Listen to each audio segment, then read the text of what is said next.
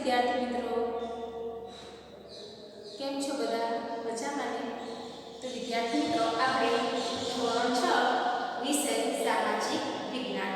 તો વિદ્યાર્થી મિત્રો, આપણે ઓનલાઈન ક્લાસમાં ચેપ્ટર નંબર 12 નકશો સમજીએ એના વિશે આપણે ભણી ગયા હતા. અને એમાં આપણે ગુજરાતનો નકશો, એમાં કયા જિલ્લાઓ આવેલા છે અને ગુજરાતની અંદર કેટલા જિલ્લા કેટલા તાલુકા આવેલા છે એના વિશેની આપણે ચર્ચા કરી હતી. અને વર્કશીટમાં પણ આપણે નકશાપૂર્તિમાં નકશા પૂરવા આપેલા હતા. તો આજનો નવો પાઠ છે પાઠ ભારત વર્ષની ભવ્યતા. ભારત વર્ષની ભવ્યતા. તો આપણે ભારતની વાત કરીશું, ભારત દેશની વાત કરીશું કે ભારત વર્ષની ભવ્યતા.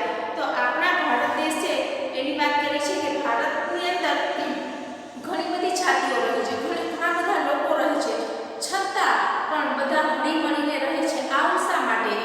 તો પ્રાચીન કાળથી અનેક જાતિઓ પ્રજાતિઓ સમૂહ ભારતની સમૃદ્ધિમાં આકર્ષાઈ ગઈ છે. તો આપણા દેશમાં ઘણી બધી જાતિઓ રહે છે, ઘણી બધી પ્રજાતિઓ રહે છે, છતાં એ લોકો એકતાથી અને હળી મળીને રહે છે. માટે આપણો દેશ છે વિવિધતા ભર્યો દેશ છે. માટે તો કહેવાય છે કે વિવિધતામાં એકતા. તો આજે આપણે આજનો જે ટોપિક છે એમાં પ્રાચીન ભારત અને ખેતી. તો પ્રાચીન ભારતની ખેતીમાં કેવા અથવા કયા પાકો ઉગાડવામાં આવતા, કેવા પાકો થતા હતા, એમાં ઓજારો કેવા વપરાતા હતા, એના વિશેની આપણે આમાં માહિતી લેશું. તો પ્રાચીન ભારત અને ખેતી. તો પ્રાચીન ભારતના વિદ્યાર્થી મિત્રો, પહેલા તો હું તમને એ સમજાવીશ કે જવાહરલાલ નહેરુ છે એમણે શું કહ્યું છે. જવાહરલાલ નહેરુએ એમણે શું કહ્યું છે કે પાષાણ કાળથી લઈને લગભગ 8મી સદી સુધીના પ્રાચીન ભારતનું ઇતિહાસનું આપણે અધ્યયન કર્યું છે. અધ્યયન એટલે કે એનું વાંચન કર્યું છે.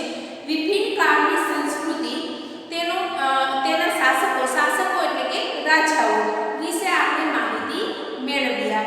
ભારત એક ઉપખંડ જેટલું મોટું રાષ્ટ્ર છે.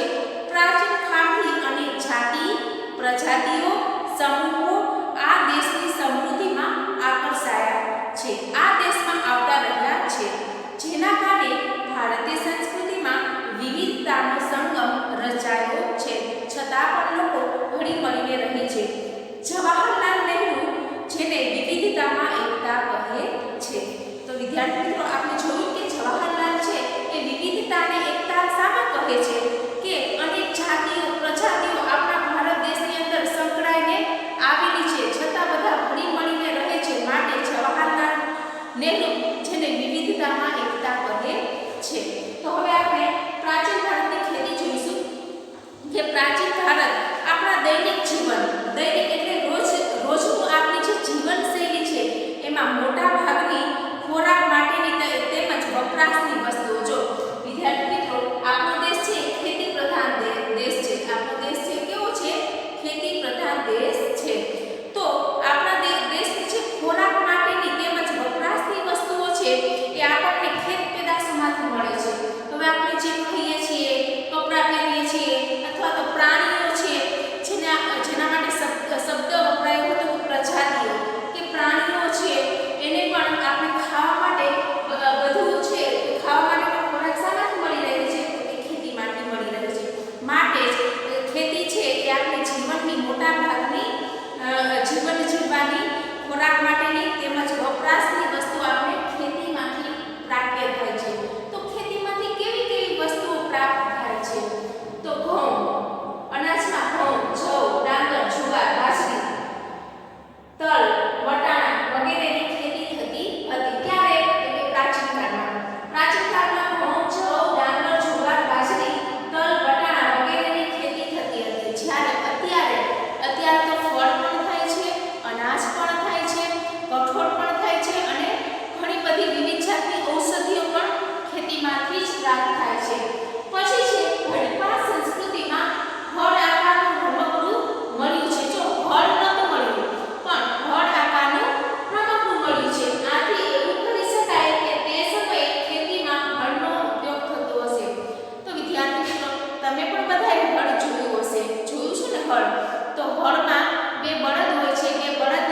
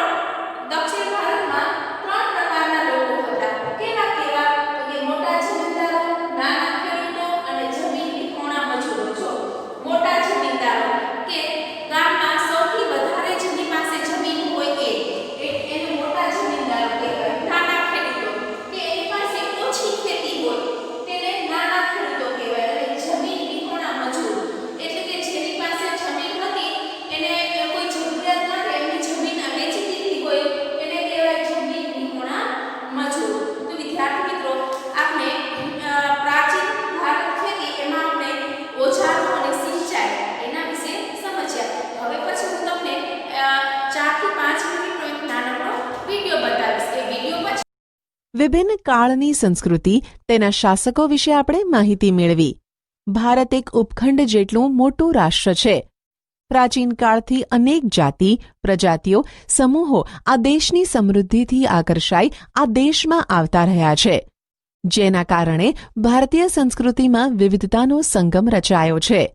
જવાહરલાલ નહેરુ, જેને વિવિધતામાં એકતા કહે છે, તેવા આ મહાન દેશની કલા અને સ્થાપત્ય તથા સમાજ જીવનની આપણે માહિતી મેળવીશું, જેનાથી પ્રાચીન ભારતની પ્રજાના ગૌરવશાળી વારસાની આપણને માહિતી મળી શકે. પ્રાચીન ભારત. ખેતી આપણા દૈનિક જીવનની મોટા ભાગની ખોરાક માટેની તેમજ વપરાશની વસ્તુઓ આપણને ખેત પેદાશોમાંથી મળે છે. ખેતીની શરૂઆત પ્રાચીન ભારતમાં થઈ હતી. તે સમયમાં પણ ખેતી માટે વિવિધ ઓજારો અને સિંચાઈની વ્યવસ્થા હતી. પ્રાચીન સમયમાં ઘઉં, જવ, ડાંગર, જુવાર, બાજરી, તલ, વટાણા વગેરેની ખેતી થતી હતી. ઓજારો. હડપ્પા સંસ્કૃતિમાં ખેત ઓજારોમાં હળના અવશેષ મળ્યા નથી, પરંતુ હળ આકારનું રમકડું મળ્યું છે. તેથી જાણી શકાય છે કે તેઓ ખેતીમાં હળનો ઉપયોગ કરતા હતા. આશરે 2500 વર્ષ પહેલાના સમયથી ખેતી માટે લોખંડના સાધનોનો ઉપયોગ વધતો જતો હતો, જેમાં જંગલોને સાફ કરવા માટે કુહાડીઓ, હળના ફણા, ફાલનો પણ સમાવેશ થાય છે. આ ઉપરાંત દાતરડું, કુહાડાથી તેઓ પરિચિત હતા. સિંચાઈ. સમૃદ્ધ ગામડાઓ વગર રાજાઓ અને તેમના રાજ્યનું ટકી રહેવું મુશ્કેલ હતું. જે રીતે ખેતીના વિકાસ માટે નવા સાધનો અને ધરુરોપણ મહત્વપૂર્ણ પગલાં હતા, તેવી જ રીતે સિંચાઈ વ્યવસ્થા પણ ઘણી ઉપયોગી સાબિત થઈ. આ સમયે સિંચાઈ માટે નહેરો, કૂવા, તળાવો તથા કૃત્રિમ જળાશયો બનાવવામાં આવ્યા. પ્રાચીન ભારત. ગ્રામીણ જીવન. ઉત્તર ભારત અને દક્ષિણ ભારતમાં ગ્રામીણ જીવન આ પ્રમાણે હતું. ભારતના ઉત્તર ભાગના ગામનો વડો ગ્રામ ભોજક કહેવાતો. સામાન્ય રીતે એક જ પરિવારના લોકો આ પદ પર પેઢીઓ સુધી રહેતા. આ પદ વંશ પરંપરાગત હતું. ગ્રામ ભોજક મોટા ભાગે ગામનો સૌથી મોટો જમીન માલિક હતો. આ જમીન માલિક ભાડૂતી માણસો રાખી ખેતી કરાવતો હતો. રાજા પણ ગામડાના કરવેરા ઉઘરાવવાનું કાર્ય તેમને સોંપતા. તે કાયદા અને વ્યવસ્થાની સ્થિતિ પણ સંભાળતા. દક્ષિણ ભારતમાં 3 પ્રકારના લોકો રહેતા હતા: મોટા જમીનદારો, નાના ખેડૂતો અને જમીન વિહોણા મજૂર એટલે કે દાસ. નગર જીવન. મોટા ભાગના શહેરો 2500 વર્ષ પહેલા મહાજનપદોની રાજધાની હતા. આ શહેરો કિલ્લાબંધીથી સુરક્ષિત હતા. ઘણા શહેરોમાં વલયકૂપ પ્રાપ્ત થયા છે, જે કૂવા તરીકે ઓળખાતા. આ વલયકૂપ શૌચાલય, નીક અથવા કચરાપેટી માટે ઉપયોગમાં લેવાતા હતા. ગ્રામીણ અને નગરના લોકો ખોરાકમાં ઘઉં, જવ, ચોખા, દૂધ, દહીં, ઘી, ફળફળાદી તથા માંસ માછલીનો ઉપયોગ કરતા. પુરુષો અને સ્ત્રીઓ સામાન્ય રીતે 2 વસ્ત્રો પહેરતા. શરીરના નીચેના ભાગનું વસ્ત્ર નીવી અને ઉપરના ભાગનું વસ્ત્ર વાસ કહેવાતું. ક્યારેક ઉપરના વસ્ત્ર ઉપર દુપટ્ટા જેવું અધિવાસ લપેટતા. પ્રાચીન ભારતમાં કલા. ઇતિહાસવિદો કલાને 2 ભાગમાં વહેંચે છે: 1 લલિત કલા અને 2 નિદર્શન કલા. લલિત કળામાં ચિત્ર, સાહિત્ય, સ્થાપત્ય, સંગીત, માટીકલા વગેરેનો સમાવેશ થાય છે, જ્યારે નિદર્શન કલામાં નૃત્ય અને નાટકનો સમાવેશ થાય છે. આપણે આ બાબતોને વિગતે જોઈશું.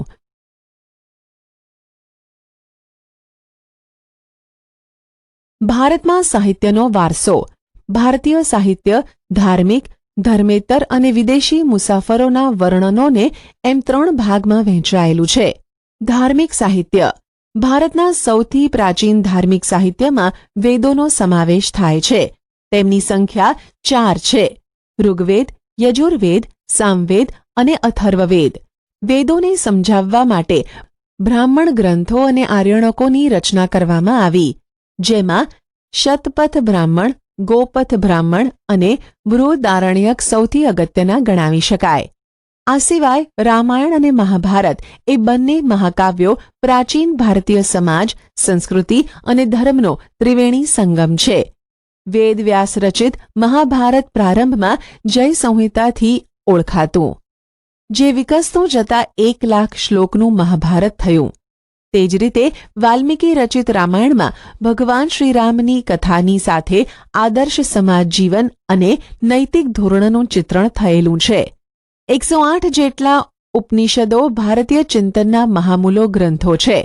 કઠ, કેન, પ્રશ્ન, મુંડક, માંડુક્ય, ઈશાવાસ્યમ અને છાંદોગ્ય ઉપનિષદો ભારતના તત્વજ્ઞાનના મહાન ગ્રંથો છે.